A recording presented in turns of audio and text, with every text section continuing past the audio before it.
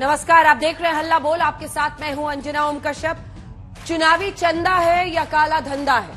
चुनावी बॉन्ड को लेकर आज सुप्रीम कोर्ट ने जो आदेश सुनाया उसका मतलब ही अलग अलग तरीके से निकल रहा है। आज हम इसी पर हल्ला बोल करेंगे। 2 जनवरी 2018 को चुनावी बॉन्ड लागू किया गया था। चुनावी पार्टियों को इसके जरिए खूब चंदा मिला।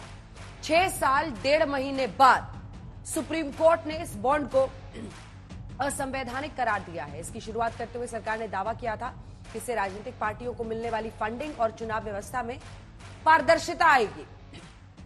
लेकिन अब सुप्रीम कोर्ट ने कहा कि यह बॉन्ड चुनावी पारदर्शिता और सूचना के अधिकार के ही खिलाफ है। हम इसी पर आगे चर्चा करेंगे।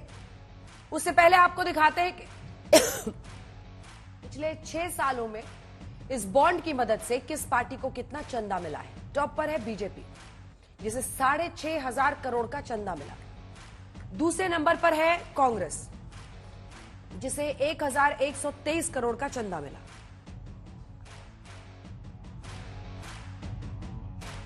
तीसरे नंबर पर टीएमसी, जिसे 1,092 करोड़ का चंदा मिला। चौथे नंबर पर 774 करोड़ वाली बीजेटी का चंदा है।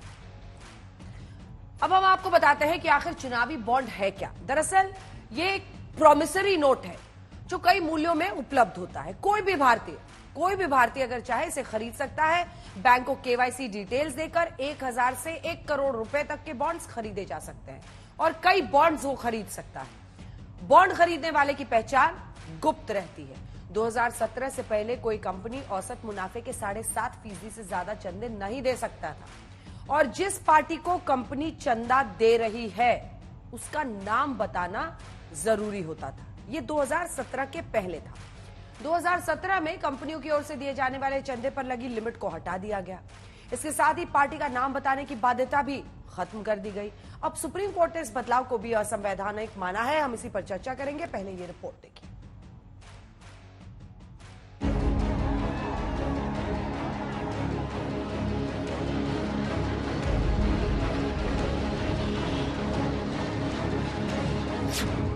सियासी पार्टियों पर कोर्ट की चोट। इलेक्टोरल बॉन्ड की स्कीम कॉम्प्रिहेंसिवली स्ट्राइक डाउन कर दी है। चुनावी बॉन्ड पर फौरन लगी रोक। ये तो ऐतिहासिक फैसला है। चंदे के नाम पर किसके मन में खून। विरोध को नजरअंदाज करते हुए किस तरह से ये थोपी गई इलेक्टोरल बॉन्ड स्कीम इस देश पर, ये हम सब ने देखा। राजनीतिक पार्टियों की फंडिंग भी पारदर्शी होनी चाहिए। इस दिशा में कदम उठाया जाए।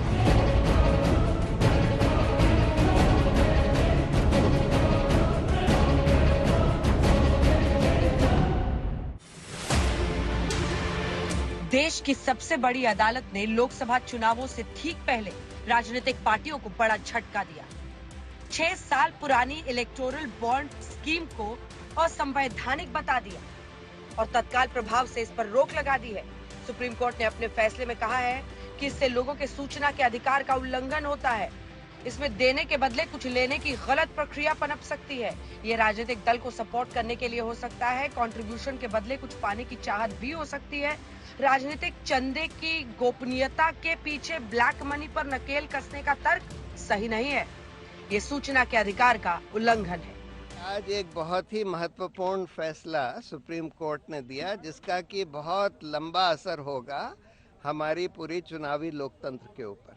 उन्होंने ये इलेक्टोरल बॉन्ड की स्कीम कॉम्प्रिहेंसिवली स्ट्राइक डाउन कर दी है, ये कहते हुए कि इसमें जो एनोनिमस एलिमेंट इन्होंने लाया कि भाई किसी को पता नहीं लगे कि भाई ये इलेक्टोरल बॉन्ड किसने खरीदे और किसको दिए, ये बिल्कुल हमारे जनता के सूचना के अधिकार के खिलाफ है।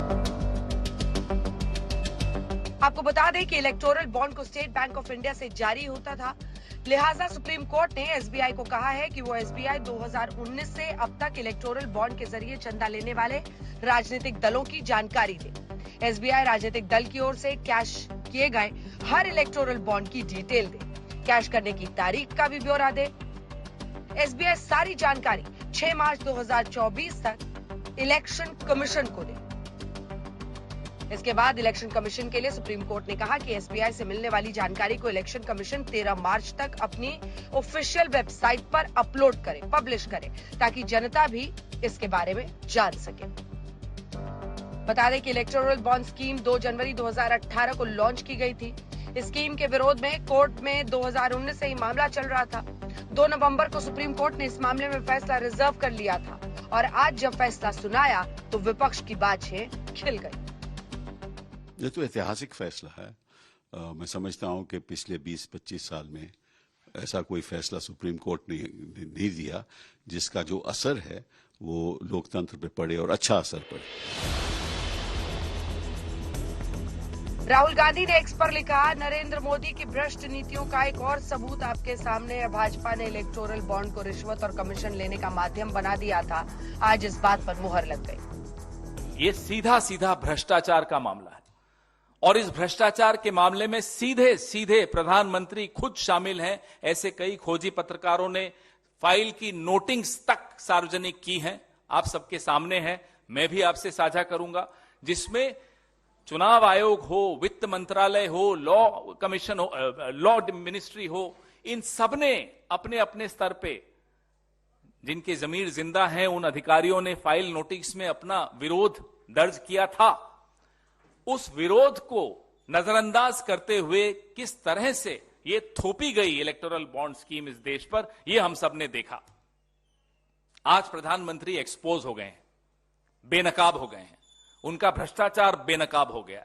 ये मोदी सरकार का जो है वो चुनाव के प्रति पारदर्शी चुनाव हो, सरल हो, सुलभ हो और हर मतदाता अपने मताधिकार का इस्तेमाल कर सके, इस संकल्प के साथ उसी तरह से राजनीतिक पार्टियों की फंडिंग भी पारदर्शी होनी चाहिए, इस दिशा में कदम उठाया गया था। लेकिन अब इसमें निर्णय जो हुआ सरकार उसको देखेगी। जहां तक इलेक्टोरल बॉन्ड का सवाल है, जो फंडिंग है उसमें पारदर्शिता हो, पॉलिटिकल पार्टीज की फंडिंग चोरी चोरी चुप्पे चुप्पे जो ब्लैक मनी की जो है वो बाढ़ आई हुई थी, उसमें पारदर्शिता हो सके, इस दृष्टि से सरकार का फैसला था। आपको बता दें कि इलेक्टोरल बॉन्ड एक तरह का प्रॉमिसरी नोट होता है, जिसे बैंक नोट भी कहते हैं। इसे कोई भी भारतीय नागरिक या कंपनी खरीद सकती है। अगर आप इसे खरीदना चाहते हैं तो आपके स्टेट बैंक ऑफ इंडिया की चुनी हुई ब्रांच में मिल जाता था। इसे खरीदने वाला इस बॉन्ड को अपनी पसंद की पार्टी को डोनेट कर सकता था, मगर फिलहाल इस पर रोक लगा दी गई है। देखना यह होगा कि सुप्रीम कोर्ट के इस फैसले से आने वाले लोकसभा चुनाव पर क्या असर पड़ता है।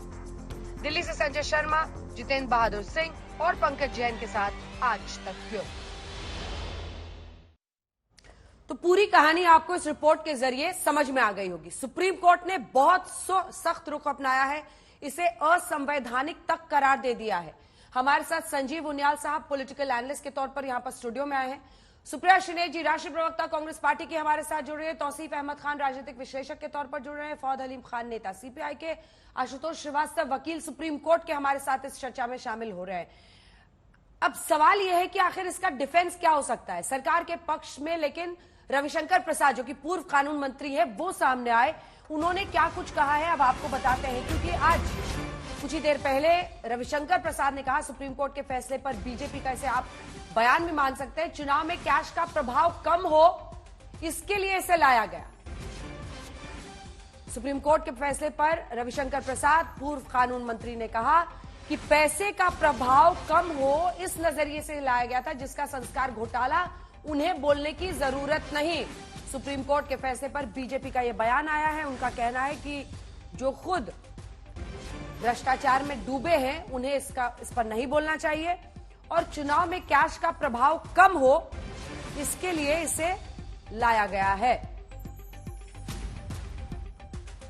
तो भारतीय जनता पार्टी की तरफ से पूर्व कानून मंत्री रविशंकर प्रसाद ने पक्ष रखा है। उन्होंने कहा कि जिसका संस्कार घोटाला उन्हें बोलने की जरूरत नहीं, यानी सीधा हमला उन विपक्षी पार्टियों पर है, कांग्रेस पर है, जिन पर भ्रष्टाचार के मामले चल रहे हैं। कुछ ही देर में जैसे हम आपको सुनाएंगे क्या कह रहे रविशंकर प्रसाद। जल्दी से आपके पास आते हुए सुप्रिया जी, इसी आरोप का जवाब लेते हुए शुरुआत, वो कह रहे हैं कि जो भ्रष्टाचार का जिन पर खुद मामले चल रहे हैं वो इस तरह की बयानबाजी ना करे।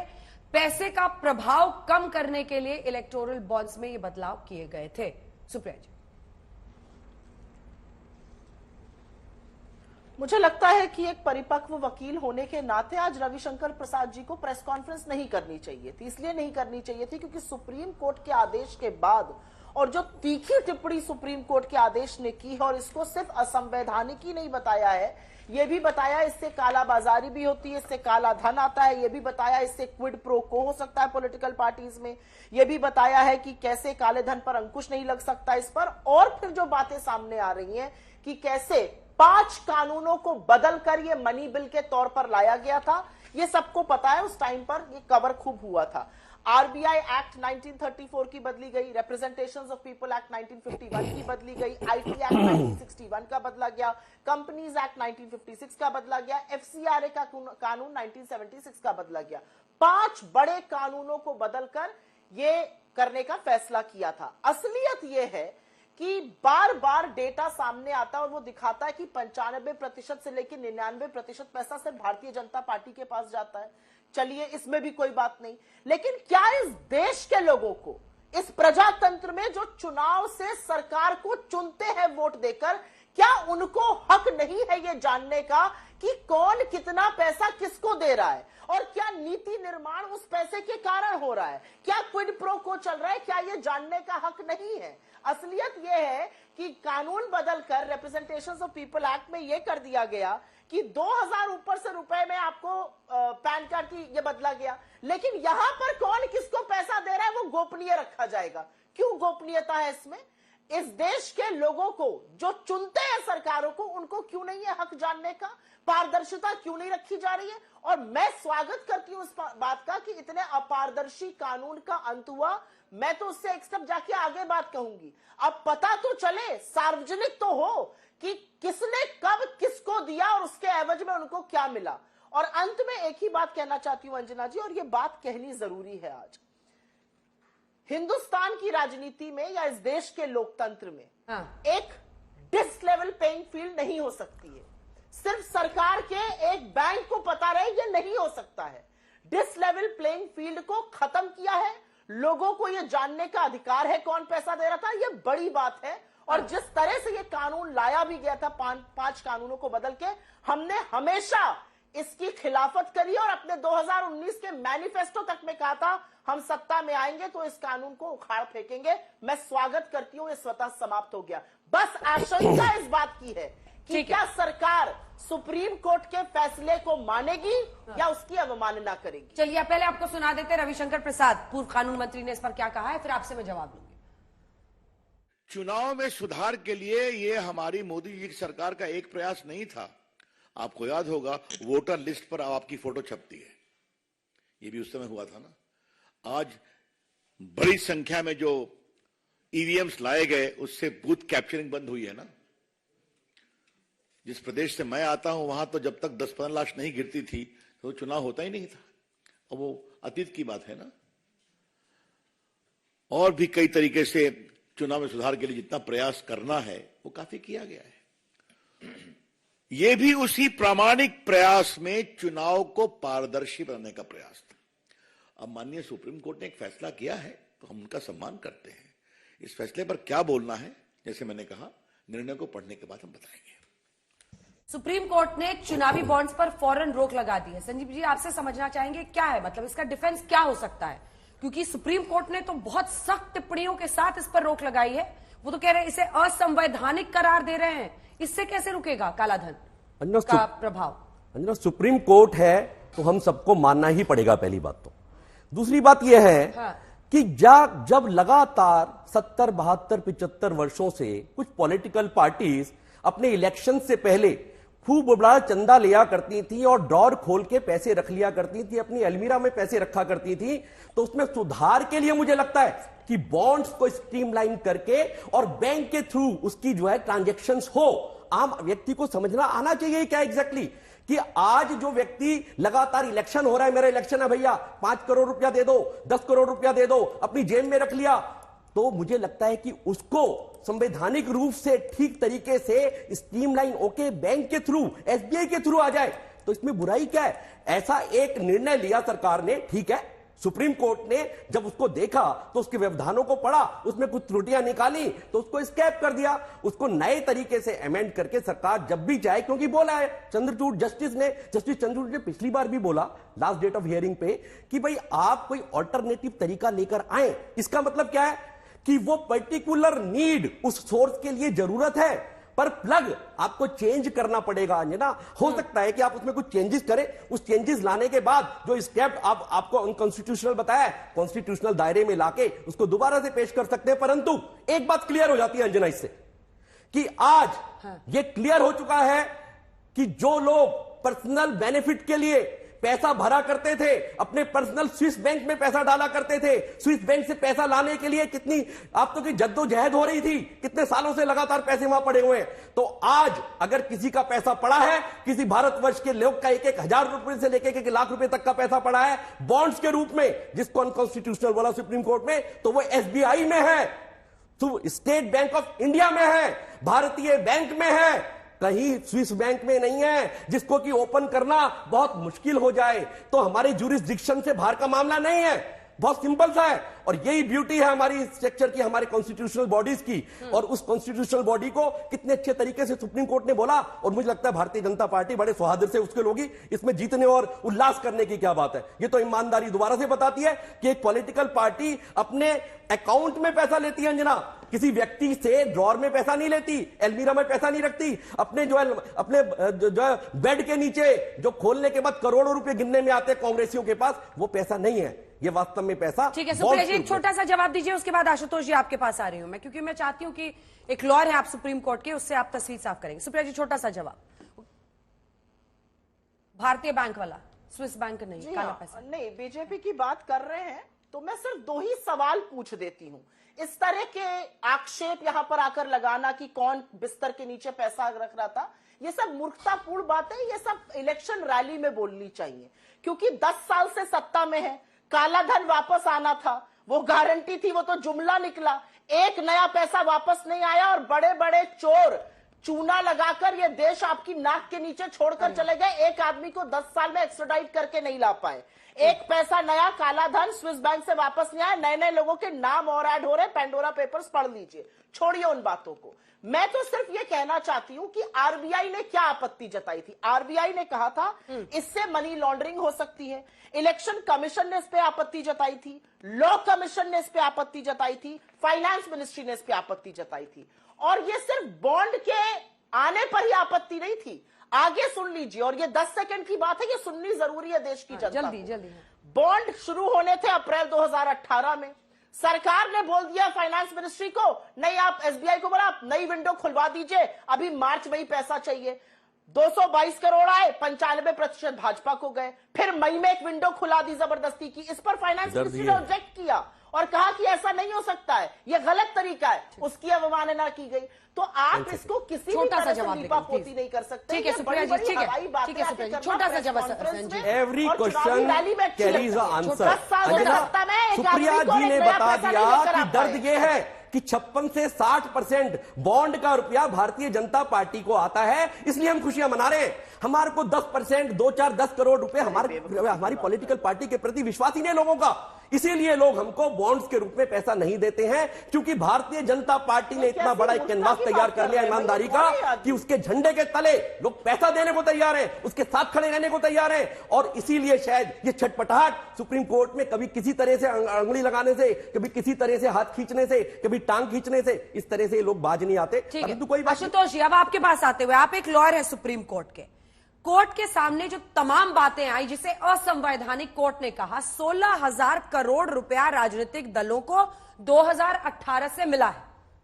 अच्छा, कोर्ट ने ही डेटा कोट किया है इलेक्शन कमीशन का और एसोसिएशन फॉर डेमोक्रेटिक रिफॉर्म्स यानी एडीआर का, और उसके मुताबिक ये ग्राफ दिखा दीजिए साथ में, जिसमें हम बता रहे हैं कि बीजेपी को कितना मिला, कांग्रेस को कितना मिला, बीजेडी चौथे नंबर पर है। ये नंबर्स सामने आ रहे हैं, तो ऐसा नहीं है कि ये छिपा हुआ है, नंबर्स तो सामने आ ही रहे हैं। दूसरा हिस्सा इसी प्रश्न का, एक सेकंड पूरा प्रश्न सुनिए। सवाल यह है कि ये जो बदलाव किए गए हैं वो दिक्कत है, या इलेक्टोरल बॉन्ड्स को ही पूरी तरीके से क्वॉश करने की बात होगी आने वाले वक्त में।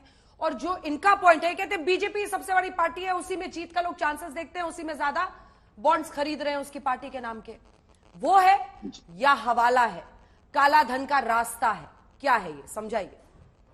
देखिए, पहले तो मैं ये कहूंगा कि जो इस कानून को बनाने का जो बेसिक पर्पस रहा होगा, एक तो ये था कि जो है बैंक टू बैंक जो है पैसा ट्रांसफर हो, कैश का इस्तेमाल कम से कम हो। लेकिन मुझे लगता है इससे भी ज्यादा जो इम्पोर्टेंट एस्पेक्ट ये रहा होगा कि अगर कोई व्यक्ति या इंस्टीट्यूशन अगर किसी को चंदा देता है, किसी पर्टिकुलर पॉलिटिकल पार्टी को, और उसके नाम को अगर कॉन्फिडेंशियल रखा जाता है, तो वो कंपनी या फिर वो पर्सन जो है एक राइट टू प्राइवेसी जो उसको मिला है कॉन्स्टिट्यूशन ऑफ इंडिया की तरफ से आर्टिकल 21 में, वो रहे। और साथ में एक रिबेल जो क्रिएट हो सकता है, जैसे अगर कोई पॉलिटिकल पार्टी एक्स को अगर पैसा दे रहा है तो उसका जो है एक एनिमिटी जो है पॉलिटिकल पार्टी वाई के साथ ना हो, या आगे जाकर के उसके बिजनेस में, उसके काम में जो है दूसरे पॉलिटिकल पार्टी उसको प्रॉब्लम ना क्रिएट करे। हाँ। तो वो जो है एक, क्योंकि देखिए जब कोई आदमी चंदा देता है, डोनेट करता है, तो वो नहीं चाहता कि वो पॉलिटिकली उसका भी इन्वॉल्वमेंट डायरेक्टली हो,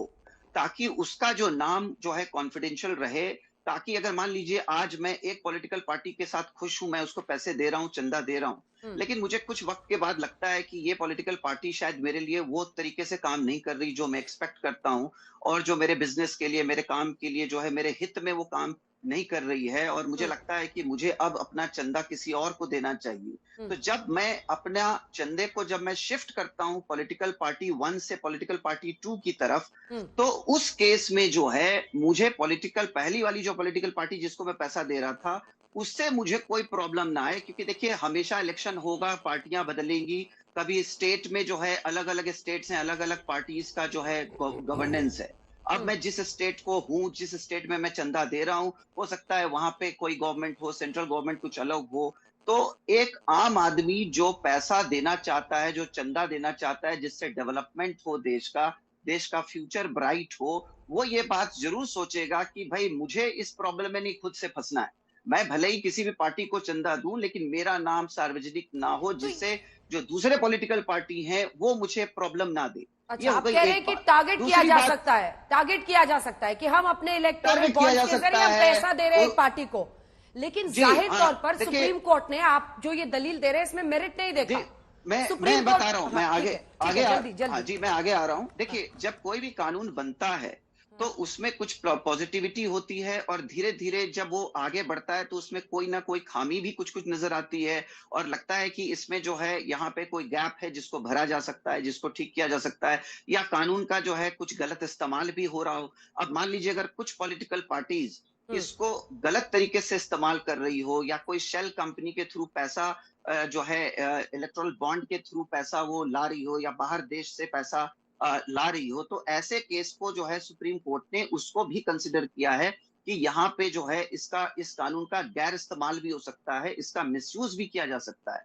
तो मुझे लगता है कि जो इश्यूज है जिसके ऊपर अभी सुप्रीम कोर्ट ने डायरेक्शन दिया है एसबीआई को ये कहा है कि आप जो है पूरा जो है डेटा जो है आप इलेक्शन कमीशन को दीजिए, और इलेक्शन कमीशन ऑफ इंडिया जो है उस सारा डेटा को जो है अपने वेबसाइट पे जो है अपलोड करेगा। हाँ। तो मुझे लगता है ये जो सारा एंगल है, इसको मुझे लगता है सरकार वापस से रिकंसिडर करते हुए एक बार ये ग्राफिक्स को फुल फ्रेम दिखा दीजिए एक बार। ठीक है, मैं लौट रही हूँ आपके पास, आपकी बात समझ में आ गई। एक बार ये ग्राफिक्स फुल फ्रेम दिखाइए। इस पर मैं चाहती हूँ सुप्रिया जी आप बोले, क्योंकि ये पॉइंट मतलब चर्चा आप आम लोगों से भी कीजिए। तो कई लोगों को ये लगता है कि जिस पार्टी में वो विनेबिलिटी देखते हैं, जिस पार्टी में उनको प्रॉमिस दिखता है, या फिर वो खुद से सपोर्ट करते हैं, उसमें लोग पैसा लगा रहे हैं। अब इसमें कहना कि 60% पैसा बीजेपी को ही जाता है इसलिए ये गड़बड़ है, ये दलील कैसे टिकेगी। टीएमसी देखिए नंबर 3 पर है, मैं जाऊंगी तौसीफ अहमद खान के पास। बीजेडी नंबर 4 पर है। एक राज्य के से ज्यादा प्लेयर्स नहीं है ये दोनों तीनों पार्टीज, लेकिन उनको प्रॉमिस दिखता है उस स्टेट में। और बहुत सारे ऐसे इन्वेस्टर्स होते हैं, कंपनियां होती हैं जो यहां पर अपना बिजनेस करती हैं, तो वो इस जरिए से अपना वो फायदा पहुंचाती हैं। और ये जो उनकी दलील थी कि बीजेपी में लोग ज्यादा भरोसा करते हैं, उसके साथ खड़े होना चाहते हैं, अपना पैसा वहां लगाना चाहते हैं, इस पर आपका क्या जवाब? मैं सबसे पहले तो एक छेद पढ़ देती हूं जो सुप्रीम कोर्ट में सरकार ने हलफनामे में दिया। Citizens do not have a general right to know regarding the funding of political parties. Right to know is not a general right available to citizens. सरकार उच्चतम न्यायालय में कह रही है कि जो लोग हैं देश के, जो जनता है, जो जनार्दन है, जो चुनता है सरकारों को, उनको कोई जनरल राइट नहीं है जानने का। मतलब इतनी अवमानना और इतनी उपेक्षा जनता जनार्दन की लोकतंत्र में सिर्फ मोदी सरकार और उनका अहंकार कर सकता है। यहां पर एक दलील दी गई और आपके इस बिल्कुल डायरेक्ट क्वेश्चन का मैं जवाब दूंगी, उसका बड़ा सिंपल सा डायरेक्ट जवाब है। यहां पर एक दलील दी गई कि वो लोगों की राइट टू प्राइवेसी थोड़ी मेंटेन करनी चाहिए, इसलिए उनका नाम नहीं आना चाहिए। उनकी राइट टू प्राइवेसी मेंटेन करी जाएगी, लेकिन जो लोग हैं, जो वोट डालते हैं, जिनको पता होना चाहिए किस तरह की लेवल प्लेइंग फील्ड है, किस पार्टी के पास कितना फंड है, किसी के पास लड़ने का कितना पैसा है, किस तरह से क्या प्रायोजित वो कर सकते हैं, किस तरह से ऑपोजिशन प्रायोजित कर सकता है, उनको जानने का हक नहीं है। मतलब इससे ज्यादा blasphemous and may I dare use the word unsubstantiated argument दूसरा कोई हो ही नहीं सकता है कि लोकतंत्र में लोगों को जानने का कम हक है। जो दो चार पूंजीपति है उनकी प्राइवेसी बनी रहनी चाहिए। इसका सिर्फ एक आंसर है अंजना जी, आपके डायरेक्ट सवाल का। आपके डायरेक्ट सवाल का जवाब है दूध का दूध और पानी का पानी हो जाए, सबके नाम आ जाने दीजिए और देख लीजिए कितने लोगों के खिलाफ ईडी और सीबीआई केसेस उसमें से हैं, या किसने दिया और उसके खिलाफ केस कब बंद हो गया। यही क्विड प्रो को है। आज जब सुप्रीम कोर्ट कहता है कि यह अलोकतांत्रिक, अनकॉन्स्टिट्यूशनल है, असंवैधानिक है, तो यह भ्रष्ट है, यह इलीगल है। और इस भ्रष्ट नीति को लाने वाले प्रधानमंत्री को आज अपने पद पर बने रहने की क्या आशा की जा सके? क्यों यहाँ पर भाजपा का प्रवक्ता नहीं है? क्यों उनके रविशंकर प्रसाद जी कह रहे हैं हम पारदर्शिता ला रहे थे? मैं जानना चाहती हूँ। और मैं अंतिम बात आपसे ही कहती हूँ, अगर इतनी भ्रष्ट स्कीम जिसको सुप्रीम कोर्ट स्ट्राइक डाउन करता है और कहता है कि जो एनकैश नहीं हुआ उनको वापस करिए, उस स्कीम के जनक दाता तो मोदी जी है। क्यों चुप है मोदी जी आज? देखिए दो बातें मुझे लगता है कि ठीक नहीं है। आप ये देखिए, एक ये कहना कि किसी भी लॉ को, किसी भी कानून को, किसी भी तरीके के उसको अनकॉन्स्टिट्यूशनल कहना। आशुतोष जी आ रहे हैं, एक सेकंड। नहीं, मैंने उनको बोला, आपकी बात आपने कहा था, आखिरी बात है, पूरी हो गई, अब जवाब सुनिए इनका। उसके बाद आशुतोष जी, क्योंकि उन्होंने आपकी दलील को बेतुका कहा है कि राइट टू प्राइवेसी उन लोगों का है या वो पूंजीपति कह रही हैं जो इलेक्टोरल बॉन्ड्स। रुक जाइए एक बार संजीव जी जवाब दे लें। सुप्रीम कोर्ट ने अगर किसी लॉ को अनकॉन्स्टिट्यूशनल कहा है अंजना, तो इसका मतलब नहीं है कि वो भ्रष्ट हो गया। ये एनालिसिस कौन सी है इतने बड़े चैनल पर ये कहना क्योंकि अनकॉन्स्टिट्यूशनल है, इसका मतलब है कि वो कॉन्स्टिट्यूशन के दायरे में कहीं ना कहीं फिट नहीं बैठ रहा, उसको आप फिट करके लाइए। क्योंकि नीति बनाना और नीतियों को बनाकर इंप्लीमेंट करना, एग्जीक्यूट करना सरकार का पार्ट है। मैं इस नीति को चेक करूंगा अपने दायरे में, क्या कॉन्स्टिट्यूशनल दायरे में फिट होता है या नहीं होता। तो कॉन्स्टिट्यूशनल दायरे में फिट नहीं हुआ सुप्रीम कोर्ट का, तो उसने सरकार को दोबारा दिया। उन्होंने जवाब दिया कि अगर लिस्ट निकलेगी तो पता चलेगा कि डरा कर एजेंसियों से कंपनियों को फोर्स किया जाता है कि इलेक्टोरल बॉन्ड खरीद के पैसा दो। इस पर मैं दो बातें कहूंगा कि अगर हम जाते हैं आज मार्केट के लिए, मार्केट में आप देखिए सेंसेक्स को देखें आप, अब किस पार्टी में किस कंपनी में पैसा लगाना चाहते हैं, इसी तरह ही है। दूसरी बात ये, एक बात मैं बड़ी जो वैचारिक रूप से कहना चाहूंगा आपके करोड़ों दर्शकों को कि संगठन बड़ा है या व्यक्ति बड़ा है। जब भी कोई व्यक्ति बड़ा होगा, परिवारवाद की पार्टी होगी, तो लोग परिवार के लोगों को पैसा देंगे और वो पॉलिटिकल पार्टी को जब पैसा मिलेगा किसी भी रूप में की दलील है तो वो छटपटाएंगे। पॉलिटिकल पार्टियों पे विश्वास होना चाहिए लोगों का। आपके पास कोई एक व्यक्ति लगातार करप्शन के लिए पैसा ले लेता है अपने अकाउंट में, जवाब नहीं, उसका कोई सुनवाई नहीं, स्विस बैंक में डाल देता है, तरकीब दे रहे हैं। परंतु दूसरी पार्टी उसको एसबीआई के थ्रू लेती है। और आपके उस पर मैं देख रहा था 9 करोड़ से ज्यादा जो बेनिफिट हुआ है इन बॉन्ड से। किसको? सुप्रीम कोर्ट को नहीं, एसबीआई को, स्टेट बैंक ऑफ इंडिया को, बीजेपी को नहीं, स्टेट बैंक ऑफ इंडिया को 9 करोड़ रुपए का रिवेन्यू मिला है इन सारी ट्रांजैक्शंस के बाद, बॉन्ड्स के मिलने के बाद। तो ये सरकारी ट्रेजरी 9 करोड़ मान लीजिए, ये 90 करोड़ तक टच करेगी। ये किसके लिए किया? सुप्रिया जी आवाज नहीं जा रही है, शाउटिंग मैच में एक करके सब लोग अपनी बात बोलिएगा। मैं तौसीफ साहब फौरन आऊंगी, मुझे पता है बहुत देर से आपको इंतजार करा रही हूं। नंबर 3 पर आपकी पार्टी है, आपको भी उतना ही आज बोलने का अधिकार है। लेकिन आशुतोष जी, बहुत सीरियस इश्यू है। वो कह रही है राइट टू प्राइवेसी जो आप कह रहे हैं बॉन्ड देने वालों का, जो पैसा अपना मतलब अनोनिमस रहकर उनको बताना भी नहीं है किस पार्टी को दे रहे हैं, क्या दे रहे हैं, उनका अधिकार बड़ा है या इस देश की जनता का जिसको ये पता होना चाहिए?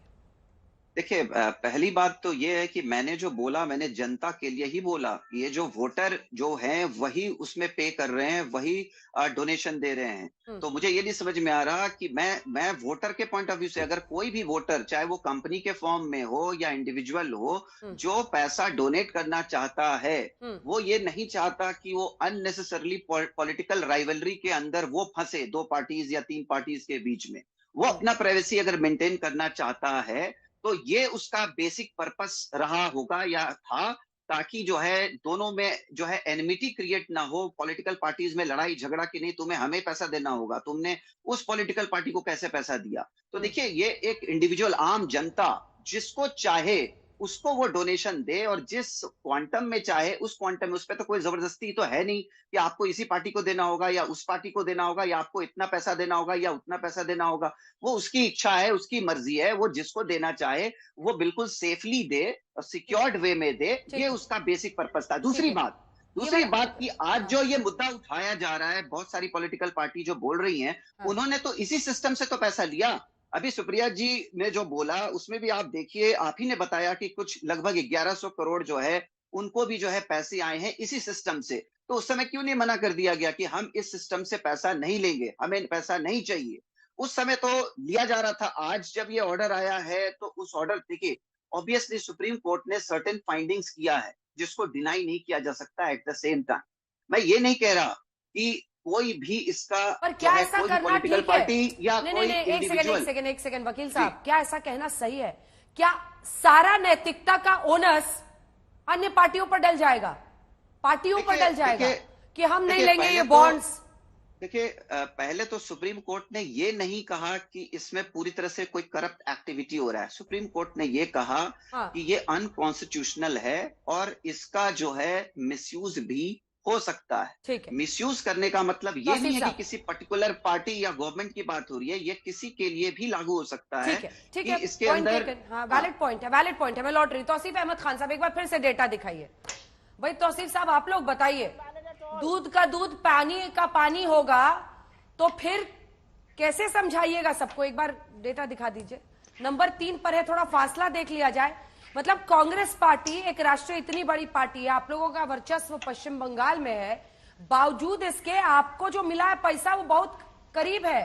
ये देखिए मतलब मुश्किल से 8 और 23 यानी 31 करोड़ का सिर्फ फासला है कांग्रेस पार्टी से। तो ये चमत्कार कैसे हो रहा है? अंजना जी, आपने डेटा दिखाया है 2018 से लेकर के अब तक का। 23 का। मैं पहले बताऊं कि सुप्रीम कोर्ट ने जो फैसला दिया है इलेक्टोरल बॉन्ड को लेकर के आज, वो ऐसा है कि देर आए दुरुस्त आए। 2017 में ये अमेंडमेंट लाया गया और 2017 में ही सुप्रीम कोर्ट में पिटीशन फाइल कर दिया गया था। पिछले 6 साल में इसका फायदा किसको मिला?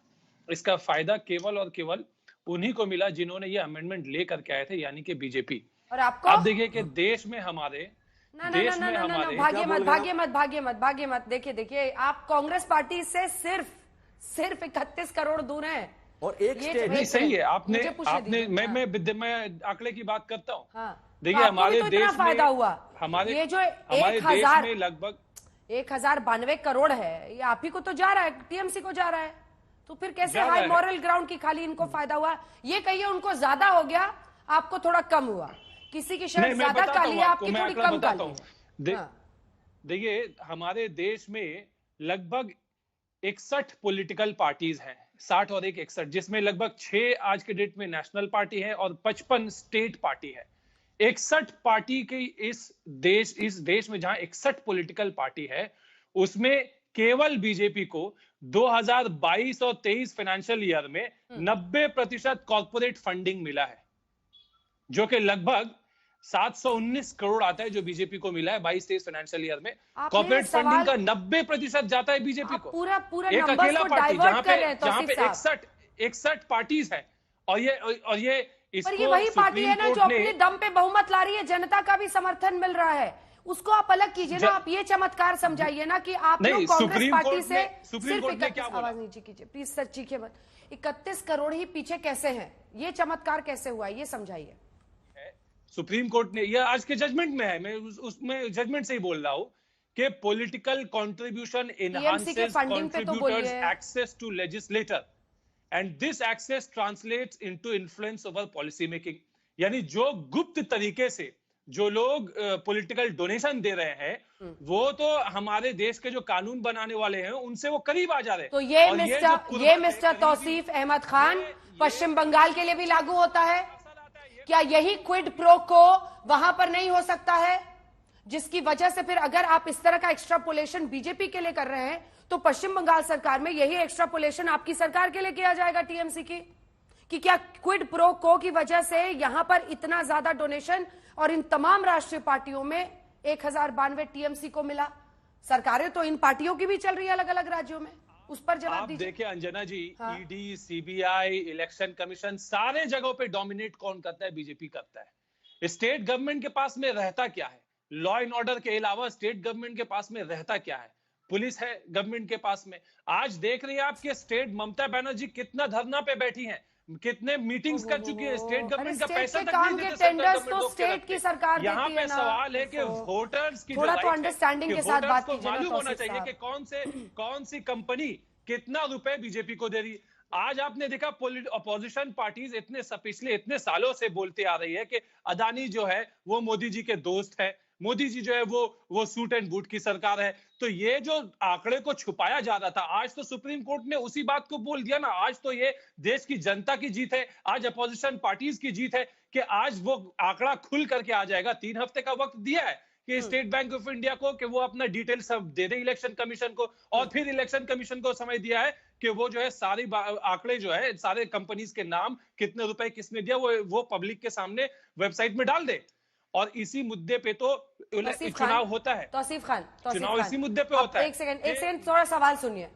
आप पूरे सवाल को आप दूसरी तरफ ले जाकर ना अपनी जवाबदेही से बच रहे हैं, इसीलिए आपका ऑडियो डाउन करके मैं पुनः आपसे पूछ रही हूं, क्या राज्य सरकारों में भ्रष्टाचार का कोई अवसर नहीं है?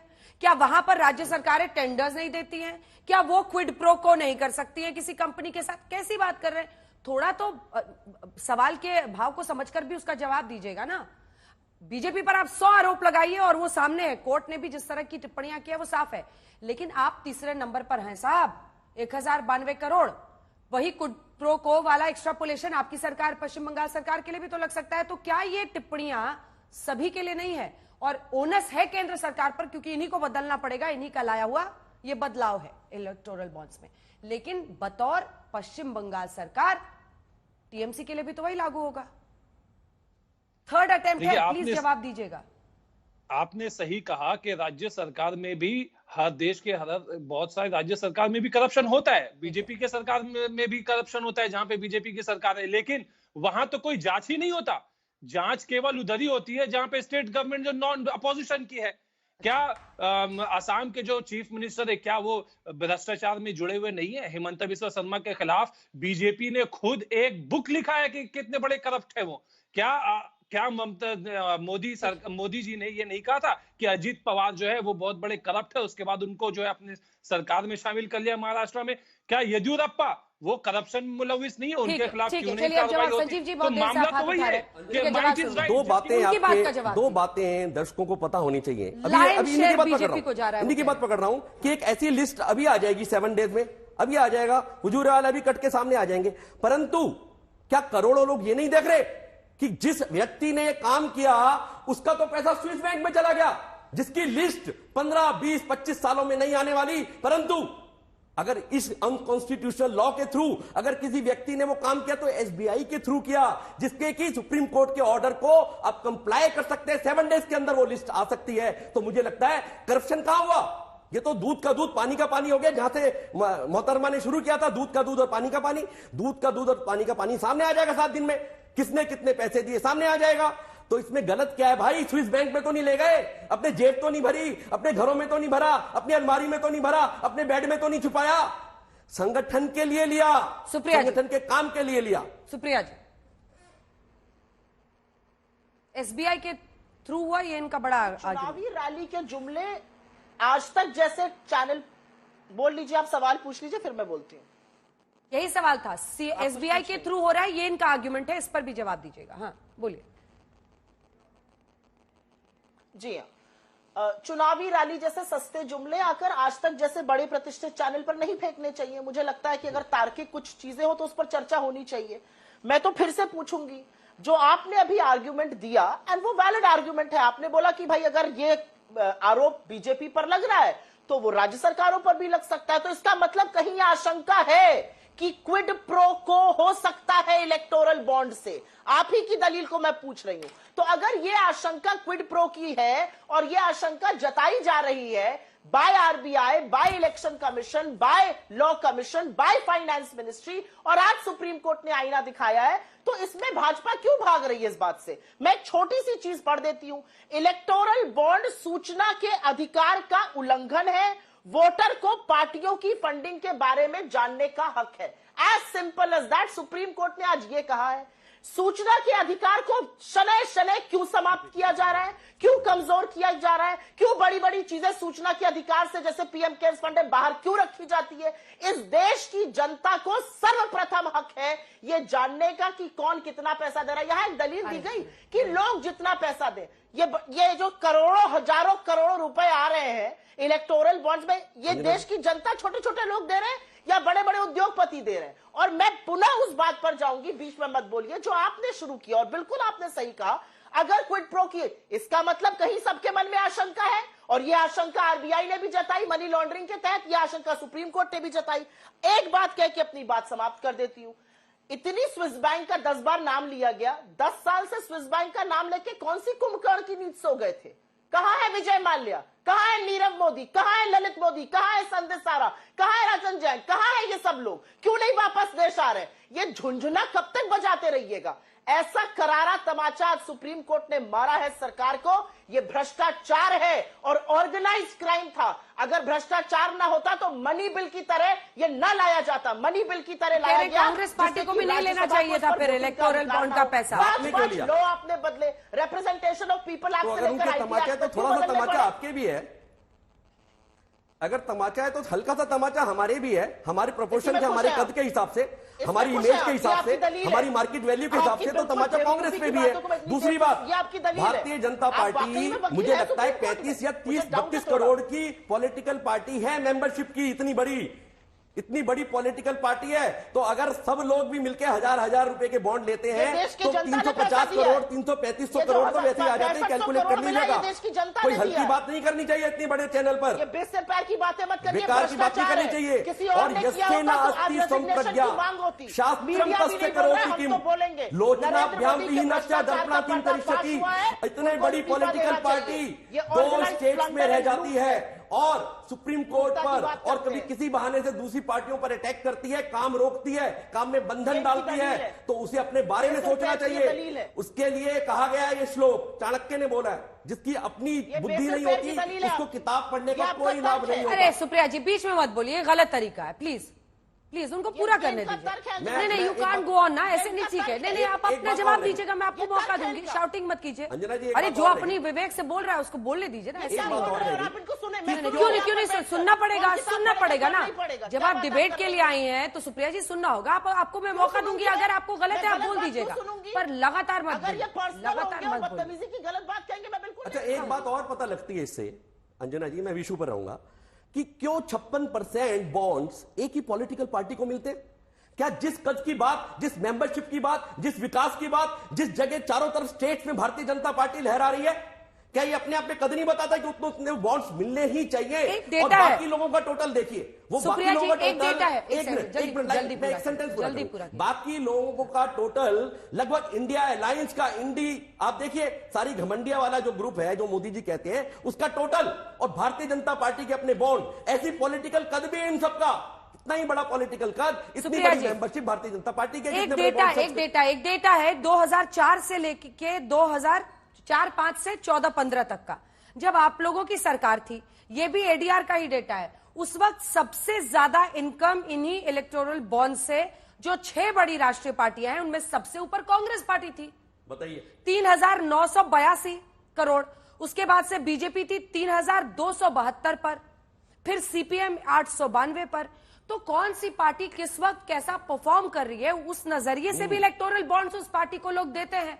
क्या यही नहीं दिखाता? ये एडीआर का डेटा है जो मैं कोट कर रही हूं। अब बताइए आप क्या कहते हैं?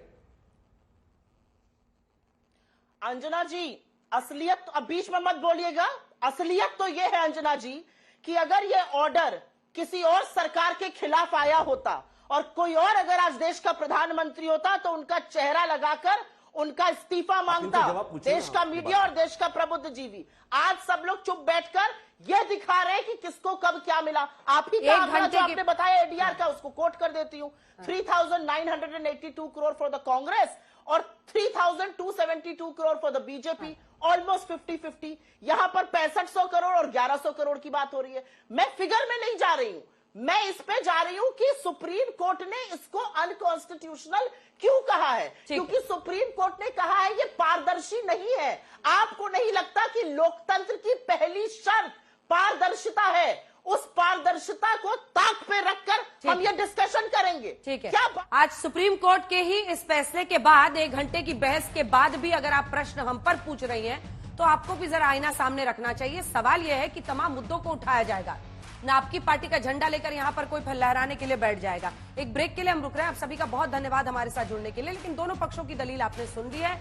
ये बताते हुए हम ब्रेक पर जा रहे हैं कि सुप्रीम कोर्ट ने फिलहाल इलेक्टोरल बॉन्ड्स पर रोक लगा दी है और जो तरीका अपनाया जा रहा है यानी पारदर्शिता हटाई गई है, उसको लेकर सीधा इसे असंवैधानिक सुप्रीम कोर्ट ने करार दिया है।